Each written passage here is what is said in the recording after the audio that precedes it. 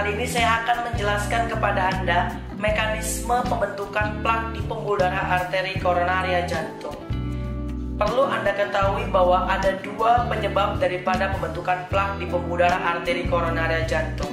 Pertama disebabkan akibat daripada lemak, dan yang kedua adalah akibat daripada penggumpalan darah ataupun pengentalan darah. Jantung memiliki pembuluh darah yang berguna untuk memberikan nutrisi kepada otot-otot jantung. Pembuluh darah yang memberikan nutrisi kepada otot jantung kita kenal dengan arteri koronaria. Anda bisa melihat bahwa jantung memiliki pembuluh darah untuk memberikan nutrisi kepada otot-otot jantung. Kita akan coba masuk ke dalam pembuluh darah arteri koronaria.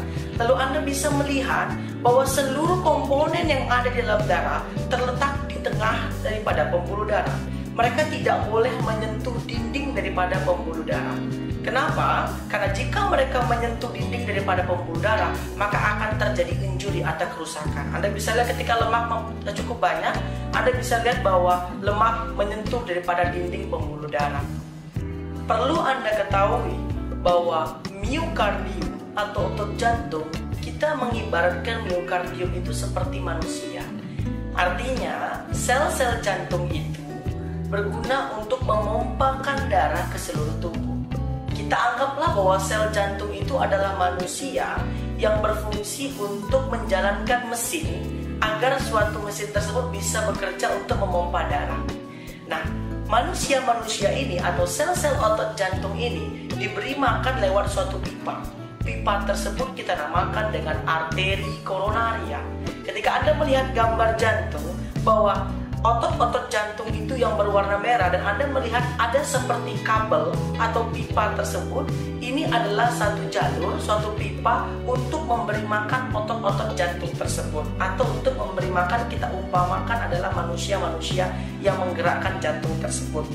Nah, di dalam pembuluh darah Anda bisa melihat komponen-komponen daripada pembuluh darah.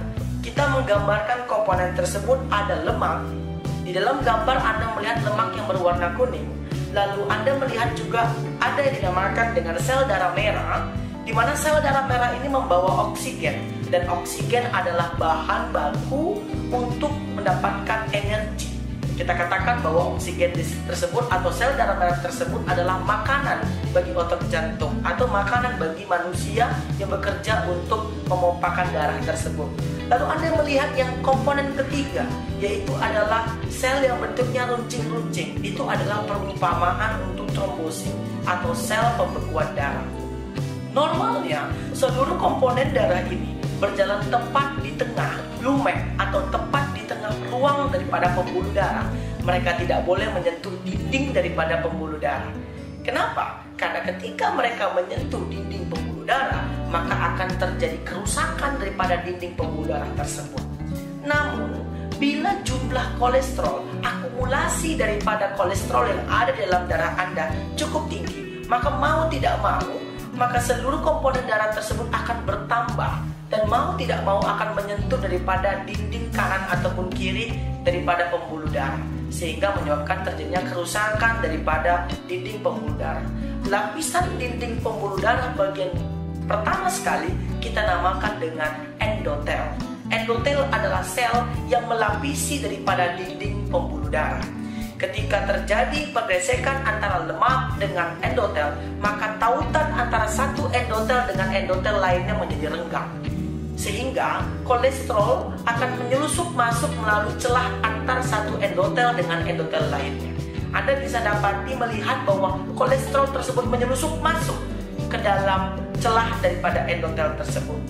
Terus seluruh kolesterol mengikuti daripada akumulasi dari penyumbatan yang menyelusup masuk ke dalam sel endotel, sehingga menyebabkan terjadinya penyumbatan daripada pembuluh darah jantung. Saat ini, ketika Anda mendapati penyumbatan jantung tersebut, kita kenal dengan iskemik, yaitu di mana terjadinya pengurangan aliran darah. Anda bisa lihat bahwa sel darah merah mengalami penurunan daripada flow-nya, alirannya menurun. Jadi Anda bisa lihat yang aturannya tadi bisa membawa 4 piring misalnya, sekarang jalurnya hanya tinggal 2 piring saja. sedangkan di bawah menunggu 40 sel. Kita ibaratkan menunggu 40 sel atau menunggu 40 orang untuk makan sel darah merah tersebut, tapi yang tersedia hanya 20. Maka secara otomatis yang 40 orang tersebut harus berbagi dua. Jadi satu orang sepiring berdua. Sementara kinerja daripada mereka tetap, tapi suplai energinya malah berkurang. Secara otomatis tubuh akan mengalami kerusakan. Sel-sel jantung tersebut akan mengalami kerusakan karena bobot kerjanya cukup besar, namun suplai makanan yang diberikan kepada sel-sel jantung tersebut menurun, sehingga Anda akan bisa mendapati sel-sel jantung tersebut mengalami stres yang lama-kelamaan akan menyebabkan kematian. Lihat kembali kepada gambar bahwa lemak tersebut menyebabkan ruang daripada pembuluh darah menjadi lebih sempit, dan Anda bisa melihat juga secara otomatis sel-sel yang lain menyentuh dinding yang sebelahnya, sehingga terjadilah luka kembali di dinding sebelahnya. Luka ini akan memancing untuk terjadinya pembekuan darah. Sebagaimana ketika Anda terkena pisau, maka darah Anda mengucur, beberapa saat kemudian darah Anda mengering dan terjadilah penggumpalan darah. Itulah juga yang terjadi di pembuluh darah. Anda bisa lihat bahwa terjadi penggumpalan dan pengerasan darah di situ.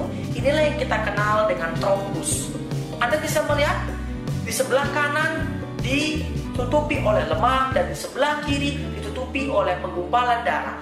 Dan saat ini tidak ada sama sekali aliran darah yang masuk di bawah daripada pembuluh darah tersebut.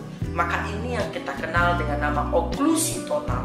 Saat ini seluruh sel yang ada di bawah setelah penyumbatan tidak mendapat asupan oksigen lagi. Maka secara otomatis sel tersebut akan mati.